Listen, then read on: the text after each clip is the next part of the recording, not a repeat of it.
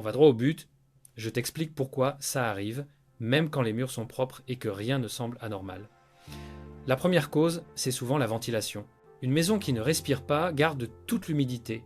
La douche, la cuisine, le linge qui sèche. Même si tu n'as aucune trace visible, cette humidité reste coincée dans l'air et finit par se déposer dans les matériaux. Et l'odeur apparaît avant les marques.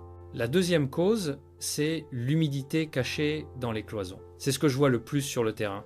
Un tuyau qui suinte légèrement, un raccord fatigué derrière un meuble, une microfuite dans un placard.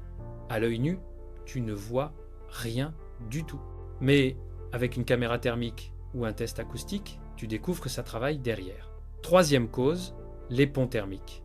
C'est une zone froide dans un mur ou un plafond.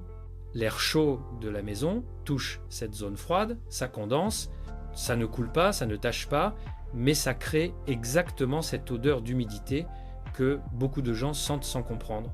Et la dernière cause, c'est l'humidité qui remonte du sol ou des murs.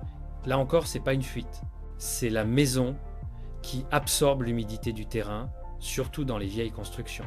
C'est lent, silencieux, invisible, mais tu le sens. Le plus piégeux, c'est que toutes ces causes ne se voient pas, mais elles laissent la même odeur. Et sans appareil, tu ne peux pas deviner laquelle tu as chez toi. Voilà. Si tu veux comprendre d'autres problèmes comme celui-là, abonne-toi, il y en a d'autres qui arrivent.